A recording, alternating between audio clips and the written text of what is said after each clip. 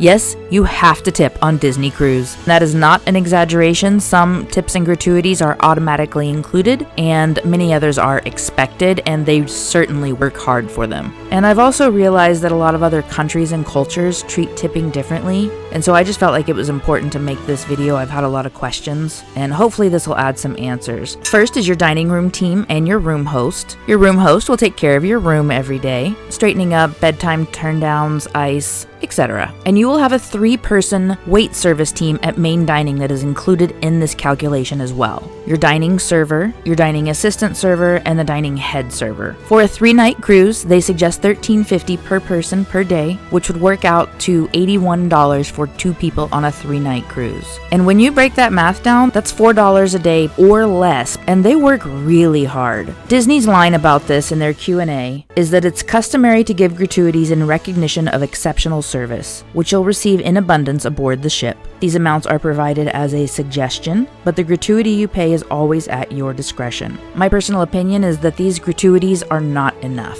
They will work really hard for you, and I encourage you to consider more tips into your travel budget. Our very first cruise, I did not do that. It was a tight budget, and I really wished I had, and ever since then I've always brought more because they're just really fabulous. They earn it. So the gratuities for those 4 people can be prepay, or you can pay them at the end of your cruise. They are not required to be prepaid, but I prefer to do that. I just include that as the cost of the cruise for my calculations, and then I add on more to give them at the end of the cruise. Whether you prepay or not, on the last night of your cruise, you will receive a sheet and 4 envelopes in your stateroom. The envelopes are labeled head server, assistant server, etc. And so are the cards on that sheet of paper. They're basically perforated tear-out cards that you can put in the envelopes that say how much the tip is. If you didn't prepay, then you put that in cash or charge it at guest services, I'm sure, the day before. And you can put more cash in those as well. I've heard this is very different from many other cruise lines in even other countries, so I just wanted to get this information out there. Tipping is a whole dynamic on Disney Cruise. It kind of changes from area to area. So those envelopes can either be placed in a box that they'll have outside breakfast in the morning, or you can give them directly to your servers at breakfast. If you're not going to be attending breakfast in the main dining, then you can place them in that box and they will get to them. They will also have auto gratuities on many things. These will be 18% gratuities that will automatically be applied, and you can add additional gratuity at your discretion. 18% gratuities will automatically be added if you have dinner at Palo or Remy, and again, we suggest more because the service is fabulous, the food is fabulous, it's absolutely earned. Since Spa and Salon will also have an 18% gratuity that is automatically applied to all spa services. I think it's applied if you purchase a 1-day pass, but it is definitely applied if you purchase a length of cruise or 1-week pass. We weren't aware of that, so you want to make sure and add that into your calculations. Any drinks that you get up on the pool deck, at dinner, or from bartenders or lounges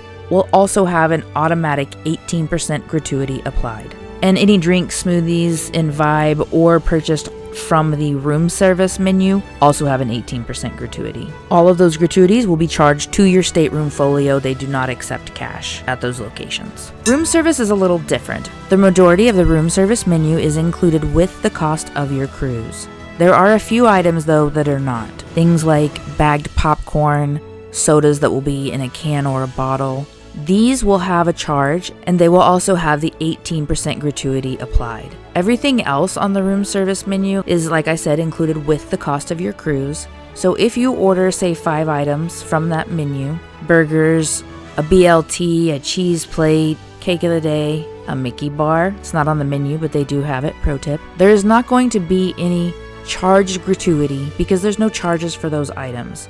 Suggestion is $1 or $2 per item, and you can give that to them in cash, or you also can do that through the Navigator app now as well. Those aren't required, but I certainly suggest it. They definitely take the time to bring that to you, and they just earn it, in my opinion. I did spend time when I was younger waiting tables, and I was always surprised that nobody really knew that we got paid $2 an hour plus tips. Typically, the check was like $20 for 2 weeks because That's just not a lot of money.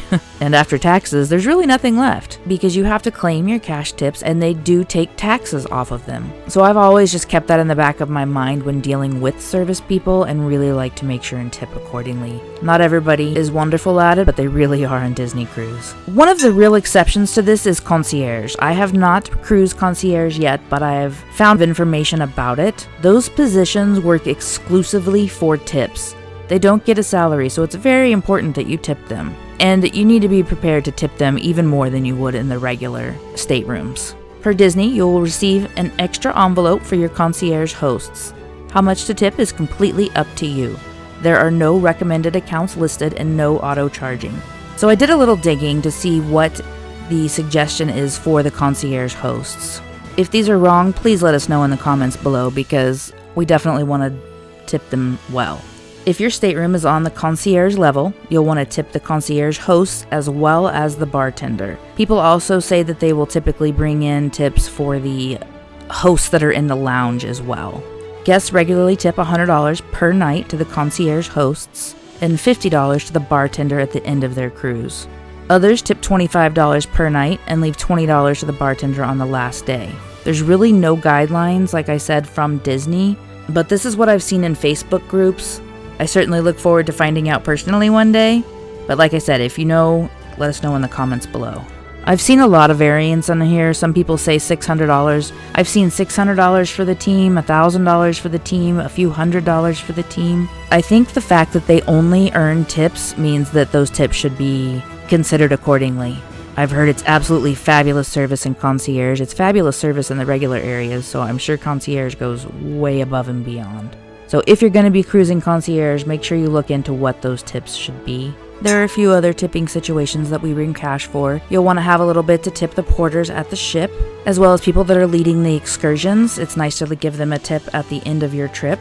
Other considerations would be things like babysitting actually says that gratuity is not expected and that in the youth and tiny human clubs, they are not allowed to receive tips. Brunch at Paulo and Remy says dining charge has gratuity included and additional gratuity is at your discretion. Again, I add extra tip, especially if it doesn't show how much they get. If it's not an 18% auto gratuity, I think it's significantly less, so that's another piece to look out for as well. With all these different items, with tips and gratuities, it's nice to be able to keep track. You'll have to look in there a little bit, but in the Navigator app, it has a section that will show all of your tipping for that cruise. And so you can check that every night. It usually is updated pretty fast. I know some people like to pretend it's not there.